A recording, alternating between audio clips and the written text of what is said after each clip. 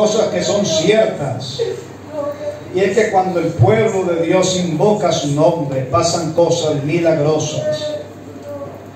Aleluya. Mateo capítulo 4. Vamos a continuar con nuestra enseñanza.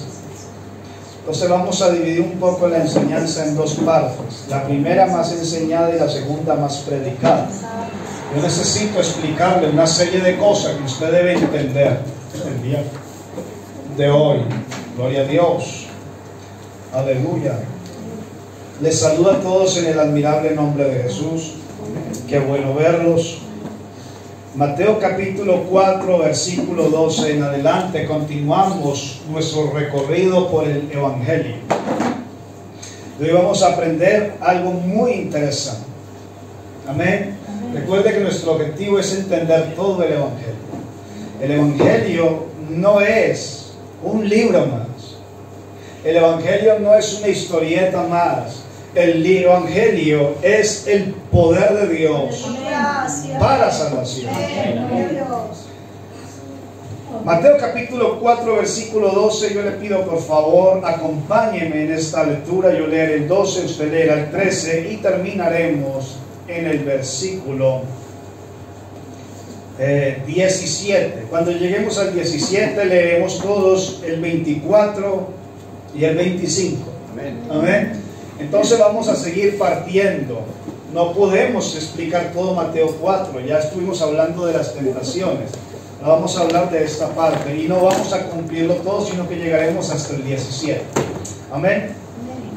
Bien, entonces dice: cuando Jesús oyó que Juan estaba preso, volvió a Galilea, y dejando a Nazaret vino y habitó en Capernaum, ciudad marítima, en la región de Zabulón y de Neftalí, para que se cumpliese lo dicho por el profeta Isaías cuando dijo: tierra de Zabulón y tierra de Neftalí, camino del mar, al otro lado del Jordán, Galilea de los gentiles. El pueblo asentado en tinieblas vio gran luz, y a los asentados en región de sombra de muerte, luz les resplandeció. Desde entonces comenzó Jesús a predicar y a decir: arrepentíos, porque el reino de los cielos se ha acercado. Y se difundió su fama por toda Siria, y trajeron a todos los que tenían dolencias, a los afligidos por diversas enfermedades y tormentos, los endemoniados, lunáticos y paralíticos, y los sanó. Y se siguió mucha gente de Galilea, de Decápolis, de Jerusalén y de Judea y del otro lado del Jordán. Gloria a Dios. Dígale al Señor que le ame. Dígale al Señor que trate con usted, que necesita comprender el Evangelio. Padre, te doy gracias en esta noche. Yo quiero presentarte esta hermosa iglesia que se ha reunido para invocar tu santo nombre, nombre sobre todo nombre. Una necesidad y un deseo grande de entender tu santa y bendita palabra. Yo quiero que me des palabras de gracia para que tu evangelio sea expuesto en esta noche. Difunde, Señor, esta palabra para que lo que hoy oigamos lo entendamos, lo que entendamos lo guardemos, lo que guardemos lo practiquemos, y que lo que practiquemos los prediquemos a otros para que también vengan a tu luz admirable. En el nombre admirable de Jesús, da fruto en esta noche a 100, a 60 y a 30 por uno. Habla, Padre Santo, conforme a tu voluntad, en el nombre admirable de Jesús. Gracias, Señor. Amén. Siéntese, tenga la amabilidad, dando una alabanza al Señor. Vamos a proceder a lo que les venía comentando, la primera parte, un tipo de enseñanza. Yo quería dejarlo para ir poco a poco, pero yo necesito que usted comprenda una serie de cosas. Entonces, quiero, digamos, entre comillas, quitármelo desde ya. Yo sé que siempre vendrá momentos donde eso se va a volver a repetir, pero voy a hacer una lista de cosas que desde ya debemos entender para cuando nosotros leamos las Escrituras comprender de qué está hablando la Biblia. ¿De acuerdo? Amén. Ahora, para ello yo quiero que miremos una cosa que dice el versículo 15, escuchen, usted ya lo leyó, dice, tierra de Zabulón, de Neftalí, camino del mar, al otro lado del Jordán, Galilea de los gentiles. ¿Qué es ser gentil? Bien, lo primero que necesitamos para comprender el texto que estamos leyendo es entender una serie de cosas de lo de que la Biblia está hablando. Porque hay un gran problema en el mundo cristiano del siglo XXI.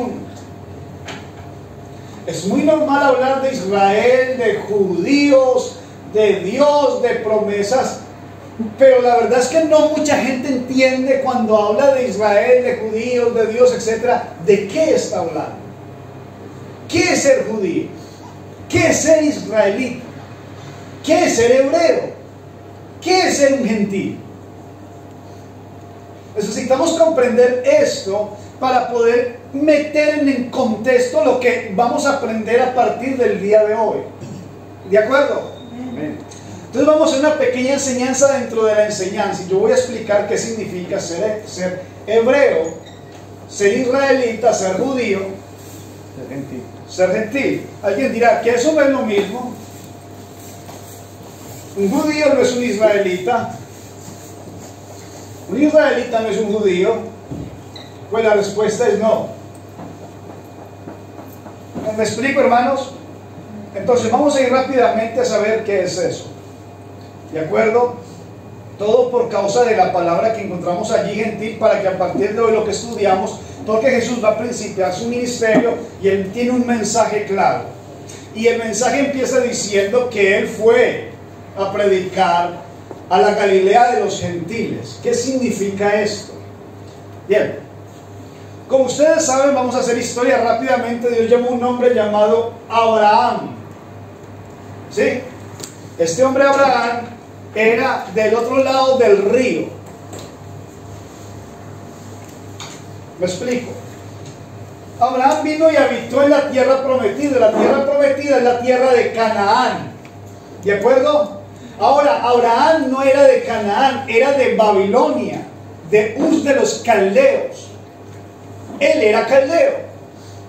Cuando él llega, Dios le dice a Abraham, vete de tu tierra, de tu parentela y de la casa de tu padre. Él viene y habita en la tierra de Canaán. A los que habitan en la tierra de Canaán le llaman los del otro lado del río. Esa expresión en hebreo viene más o menos a traducir a los hebreos. ¿Ya vean dónde viene la palabra hebreo?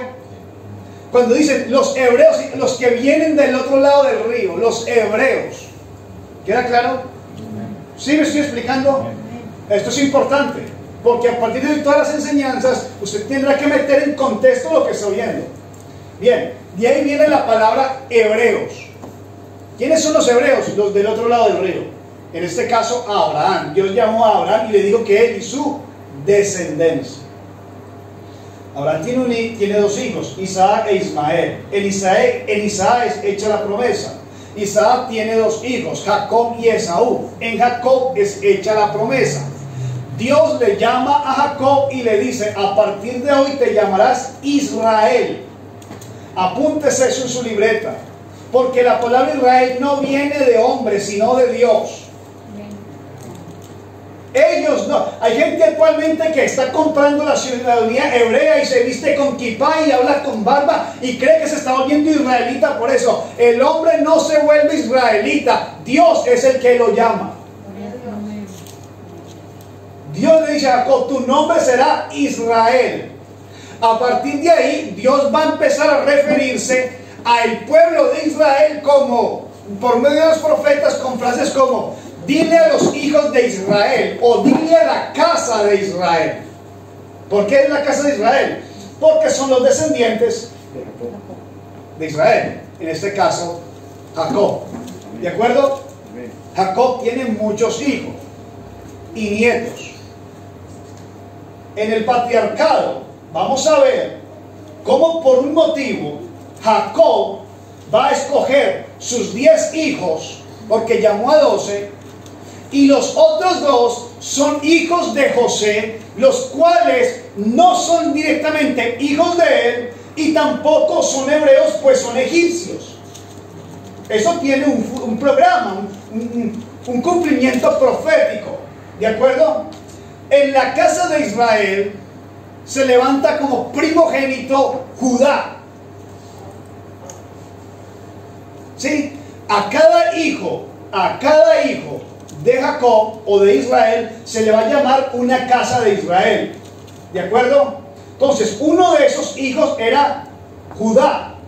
Otros hijos eran Netalí, Efraín, Manasés, Zabulón, Dan, etcétera, etcétera, etcétera. ¿De acuerdo? ¿Quiénes son los judíos? Los hijos de Judá. ¿Me explico? ¿Sí me siguen? Es necesario que entendamos esto. Entonces, ¿los judíos son israelitas? Pregunto.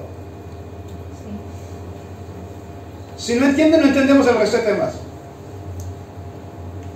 Vuelvo y empiezo si hace falta. Yo no quiero hacer una predica, yo quiero que ustedes entiendan el evangelio. ¿Los judíos son israelitas? No, son de Judea.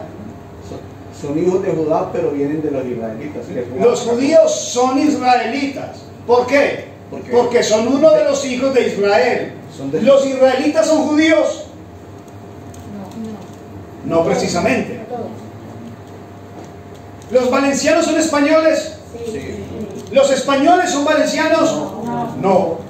Entonces, los judíos son una tribu de Israel. Amén. No es que ellos son israelitas, no son israelitas, son judíos. Sí, son israelitas, pero te estás especificando como si ellos fueran toda Israel y no son toda Israel, solo son Judá. ¿Me especifico o no? ¿Me aclaro? Amén. Y en la otra parte, los otros representantes también van a tener un representante, que va a ser Efraín.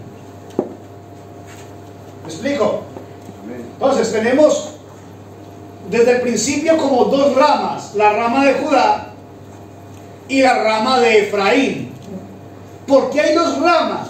Porque cuando Dios llama a Abraham también le da dos ramas. Él le dice, mira la arena, cuéntala, así será tu descendencia. Y después le dice, ahora alza tus ojos y mira el cielo y mira las estrellas, cuéntalas, así será tu descendencia. Hay dos ramas, la arena y el cielo. Luego le dice a Abraham, en tu descendencia será mi pueblo. Esa es una rama. Y luego le dice, y en tu simiente serán benditas todas las familias de la tierra. Esa es otra rama, el de la simiente. ¿Me estoy explicando? Amén. Ya me va a entender, tranquilo. Lo que quiero es que me vayan entendiendo lo que voy diciendo. Hay dos ramas, ¿sí o no? Ahora, Israel es una nación como tal. ¿Sí? ¿Vamos ahí?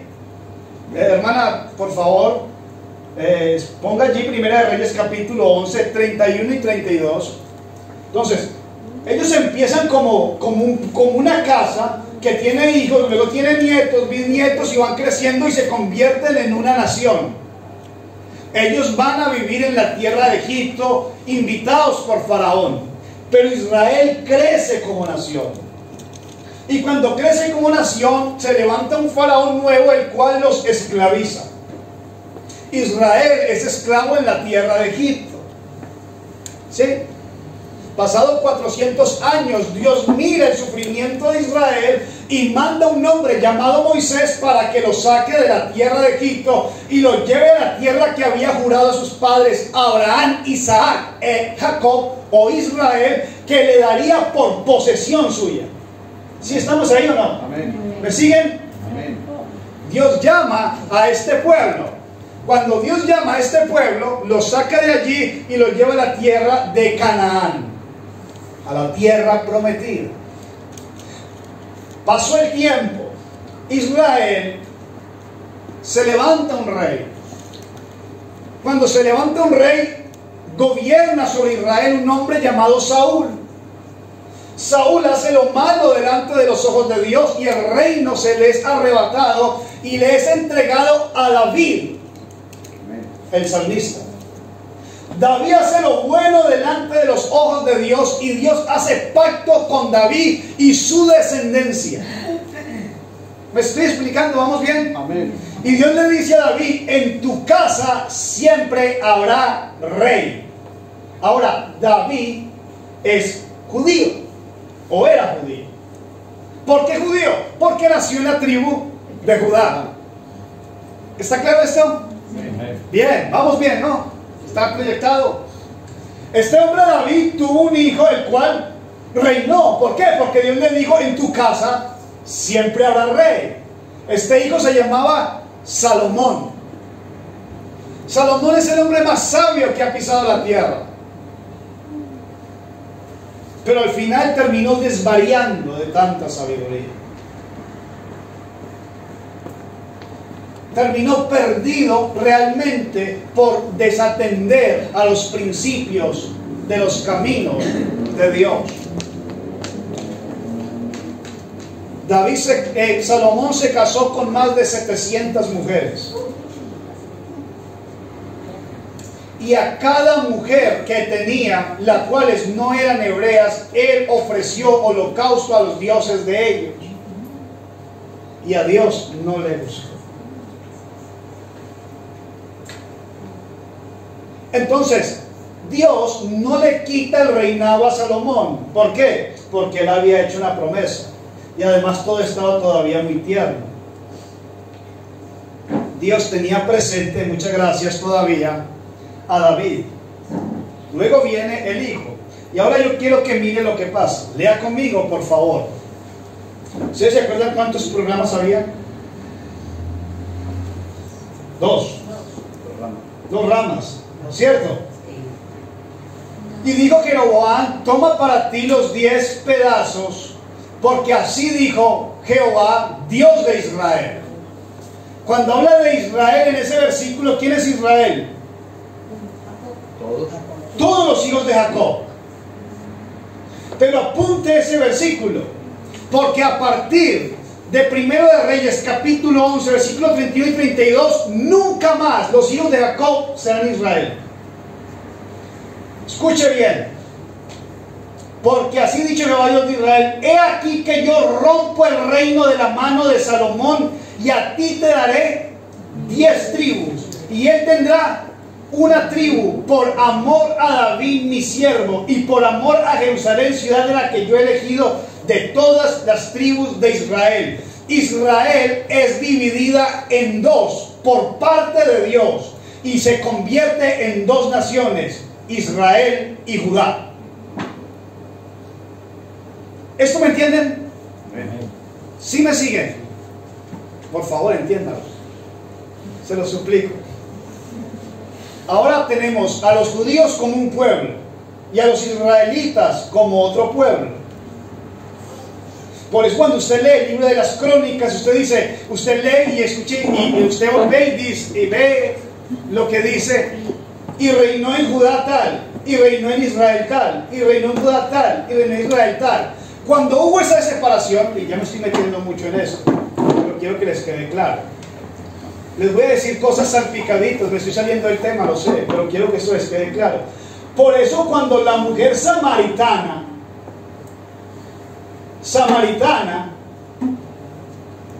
¿se acuerdan de ella? Le dice a Jesús, vosotros decís que se adora en Jerusalén, nuestros padres adoraron en este monte. ¿De qué estaba hablando ella? De la división, porque cuando se dividen, el rey de Israel, sabiendo que el lugar de adoración era Jerusalén, porque allí Salomón había ubicado casa a Jehová, el rey de Israel, teniendo celos de que hubiese una sublevación, quita el pueblo de Jerusalén y se levanta un nuevo lugar alto para adorar. ¿Entienden esto? Entonces ellos ya no vuelven a Jerusalén a adorar al templo, sino que se quedan adorando en un monte. Por eso la mujer dice, vosotros adoráis allí, nosotros adoramos aquí. A lo que Jesús contesta, mujer, si adora allí, pues la salvación viene de los judíos. O sea, es en el templo donde se adora. Es allí. ¿Me estoy explicando? Entonces, los israelitas en el tiempo de Jesús eran todos aquellos que no eran la tribu de Judá. los que habitaban en Jerusalén, todos los que estaban allí, a los que la gente llama el pueblo de Israel, no era Israel, era Judá. Por eso cuando el Evangelio se escribe, Israel no entra en el programa. Por eso Pablo solo dice, el Evangelio es para el judío y para el griego, y no dice para el israelita y para el griego. ¿Por qué? Le voy a explicar por qué. Y ahora sí, póngase que vamos a entrar en tema. Cuando las dos casas se separan, usted va a leer constantemente en los reyes de Israel, los cuales tomaron por celos la decisión de no volver a Jerusalén para adorar, que van a empezar a perder las costumbres que Dios le había dado. ¿Me estoy explicando? Por eso dice la Escritura, no se dejen de congregar. Las malas conversaciones corrompen buenas costumbres. Usted no se salva por congregarse, pero qué bonito es cuando habitan los hermanos juntos y en armonía. Amén. Cuando hablan el mismo lenguaje. Amén. Y usted va a escuchar a partir de Primera de Reyes, el que vimos aquí, la siguiente expresión. Léalo cuando quiera en su casa. Y reinó sobre Israel fulano de tal, e hizo lo malo delante de los ojos de Jehová. Luego pasa el siguiente, y reinó fulano de tal, e hizo lo malo delante de los ojos de Jehová. Luego pasa el siguiente, y reinó fulano de tal, e hizo lo malo delante de los ojos de Jehová. En el reino de Judá pasaba algo parecido. Lo que pasa es que en el reino de Judá decía, y reinó fulano de tal, e hizo lo bueno delante de los ojos de Jehová. Y reinó fulano de tal, e hizo lo malo. Y estos se intercalaban. Y como que venía uno y le aplacaba la ira a Dios, y luego venía otro y se la desataba, y como que era diferente. ¿Me explico? Amén. Pero el reino del norte, Israel, estaba siendo completamente un caos. ¿Me explico o no? Amén. ¿Sí estamos o no estamos? Amén. Ahora, Dios está casado con Israel. Con el Israel completo. Con Israel y con Judá. Porque Dios es el esposo y Israel es su esposa. ¿Sí o no? ¿Estamos o no estamos? Cuando Dios ve el continuo pecado de Israel, y hablo de la tribu del norte para que me entiendas, de Israel, los sirios vienen y atacan a Israel y llevan cautivo a su rey, y a su gente la llevan como esclava. ¿Sí? ¿Me siguen? Y como la tribu del sur, o sea Judá, también pecó, vino el rey de Babilonia, Nabucodonosor, los llevó cautivo y fueron cautivos a Babilonia. ¿Cierto? ¿Me siguen o no, iglesia? ¿Sabe qué pasó? Que Dios le dice al profeta Jeremías, escribe, dile a Israel, o sea, a las tribus del norte, que yo he sido marido fiel para ellos, pero ellos pecaron contra mí. Yo les doy carta de divorcio, repudio a Israel, no quiero saber de ellos más. Israel se pierde entre las naciones. Nadie sabe dónde está Dan, nadie sabe dónde está Neftalí, nadie sabe dónde está Manasés, nadie sabe dónde está, porque ellos fueron llevados a Siria y nunca más se supo de ellos. Pero cuando Dios manda, o cuando Dios permite que Judá vaya cautivo, Dios le dice a Judá, de ti sí tengo misericordia. Tú no has sido tan malo. Escribe, profeta, 70 años pasarán y volverás a tu tierra. ¿Sí me van siguiendo la historia? Amén. A los 70 años los judíos volvieron. Ahora Dios está casado únicamente con la tribu de Judá. Por eso Él vino a los judíos, no a Israel. Porque con Israel se divorció. ¿Vamos bien? Amén. De repente el Espíritu de Dios toma a Isaías y le dice a Isaías, escribe. Isaías empieza a escribir y dice: tierra de Zabulón, tierra de Neftalí, camino del mar al otro lado del Jordán, Galilea de los gentiles. ¿Ya les dije que era gentil? Que no se lo he dicho, por eso no se entiende. ¿Ve que hay que saberlo? Gentil es la palabra hebrea goyim, que significa fuera del pueblo o fuera del pacto. ¿Me explico? Un goyim o un gentil es alguien que está fuera del pacto. ¿De cuál pacto? Del pacto de Dios. O fuera de la ciudadanía de Israel. Usted ya no es Israel. Recuerde, Israel se lo puso Dios a Jacob. No es de hombre, es de Dios. Y Dios le dijo a las tribus del norte: yo de ti me desentiendo, me divorcio. Y lo divorció. ¿Me siguen? Ahora sí. Galilea de los gentiles. Y empieza a decir Zabulón, Neftalí y a los gentiles. El pueblo asentado en tinieblas vio gran luz, y las asentados en región de sombra de muerte, luz les resplandeció. Y entramos en el tema. Dios toma al profeta Isaías. Isaías profetiza que la repudiada del norte, la repudiada de Israel, iba a volver a tener un encuentro con Dios. Aleluya. Usted no está entendiendo. Ya se lo voy a explicar, porque lo que va a pasar es tan glorioso.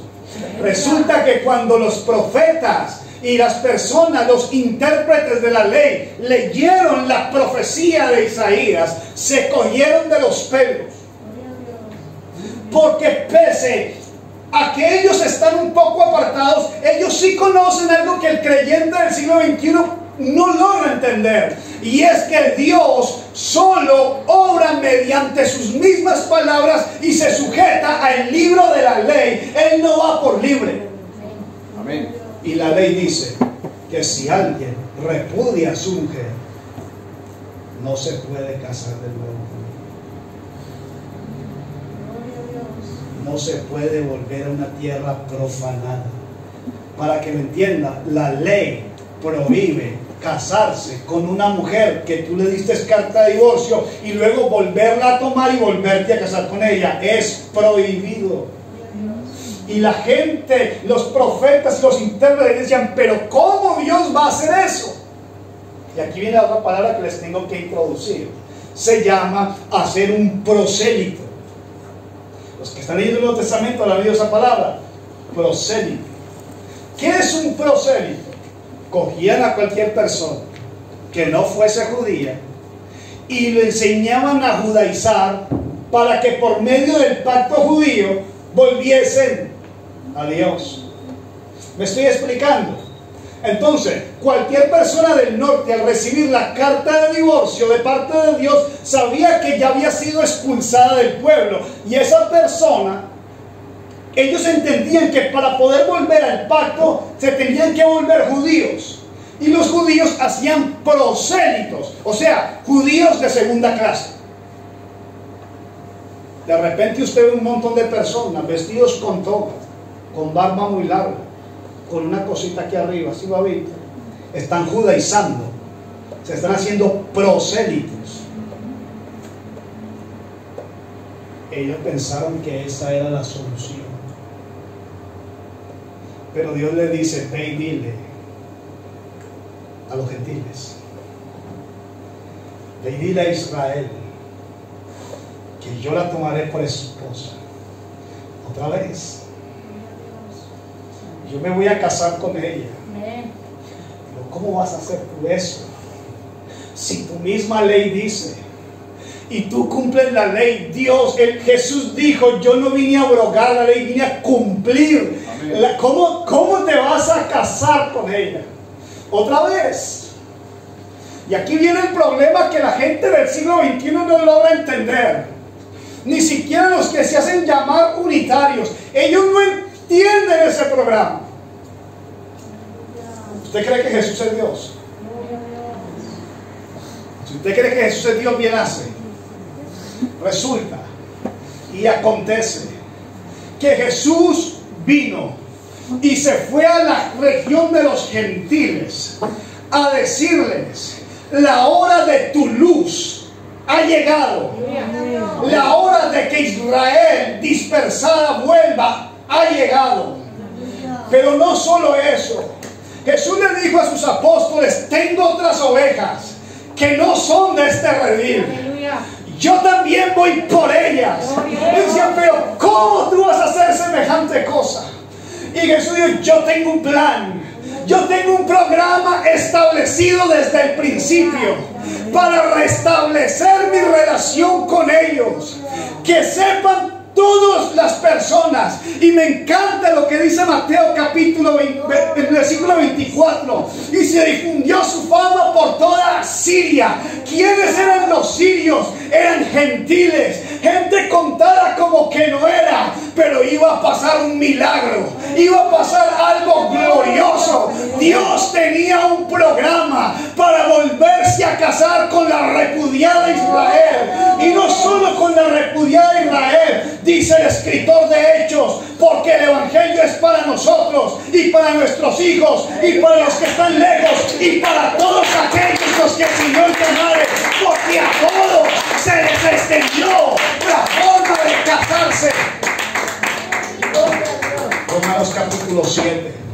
Aquí viene y Pablo va a desvelar lo que la gente no logra entender, lo que el mundo no comprende. Y es que Jesucristo, dice Pablo, la plenitud de Dios habitaba corporalmente en Cristo. 1 Timoteo 3:16. Indiscutiblemente grande es el misterio de la piedad. Dios fue manifestado en carne. Y yo le hago una pregunta: ¿con quién estaba casado Israel?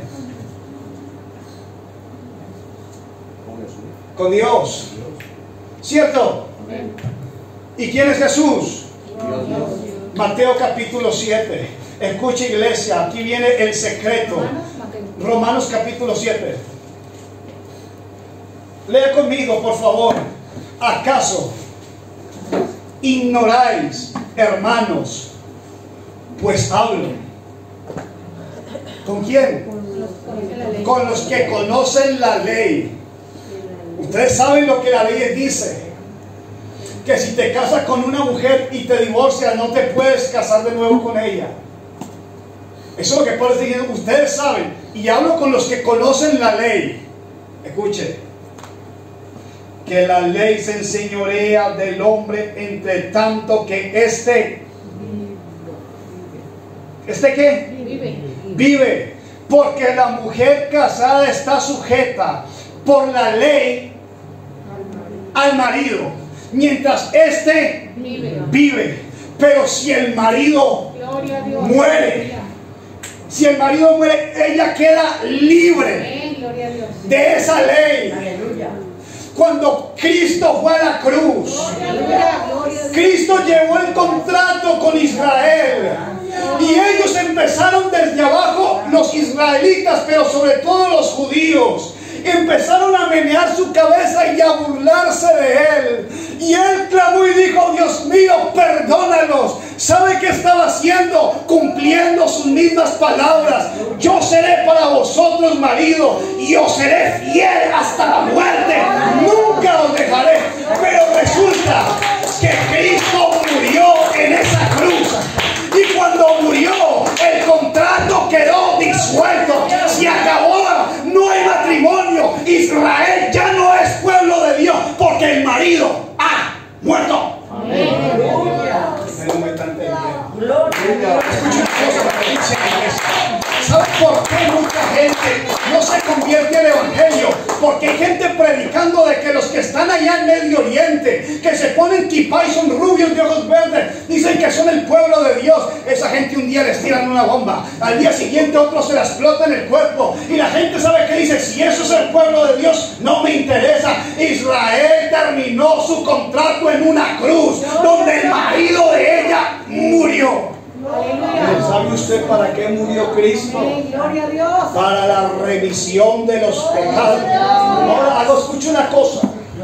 Porque la remisión de los pecados requiere derramamiento de sangre.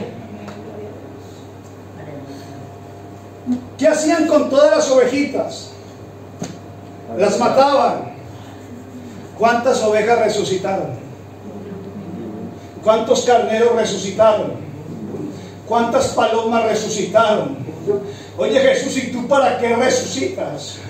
Si la expiación no necesita resurrección, solo necesita derramamiento, ponga el 4, de sangre. No, ¿para qué volviste a la vida? Pablo va a continuar su tesis en Romanos 7 y lo va a explicar. Versículo 4: así también vosotros, hermanos míos, habéis muerto por la ley mediante el cuerpo de Cristo, para que seáis de otro. Hubo uno que se levantó de los muertos, a ese le llama Pablo otro. Ese otro se llama Jesús, el cual se levantó de entre los muertos y dice: yo hago un programa nuevo. Aquí ya no hay judío ni hay griego. Eso es lo que Pablo, el Señor le dice a Abraham: en tu simiente serán benditas todas las familias de la tierra. En Cristo Jesús todos somos su pueblo. Amén. Gálatas capítulo 3, versículo 27. Vamos a ir poniéndole fin a esto, iglesia. Escucha, lea conmigo por favor. Porque todos los que habéis sido bautizados en Cristo, de Cristo estáis revestidos. Versículo 28, es el interesante. ¿Qué dice? Ya Lea, no hay por judío, favor. Ya no hay judío. Dice: griego. ya no hay judío ni griego. No hay qué. No hay esclavo, no hay libre, no hay varón ni mujer, porque todos vosotros sois uno en Cristo. Cristo vino y cuando empezó su ministerio no fue a los judíos, fue a los del otro lado de Galilea. Lo primero que hizo fue decirle: escuche planeta Tierra, llegó tu momento, cuando ni en este monte ni en Jerusalén, sino que donde haya uno que invoque mi nombre, allí estaré, porque en 2 o 3 mi nombre, mi presencia se moverá, para que todo aquel, no importa si eres colombiano, ecuatoriano, español, todo aquel que cree no se pierda y tenga vida eterna. Entiende, tu luz ha llegado. Aleluya. Aleluya. Vosotros. Efesios 2, 11 en adelante. Aleluya. Por tanto, vamos a terminar con este texto.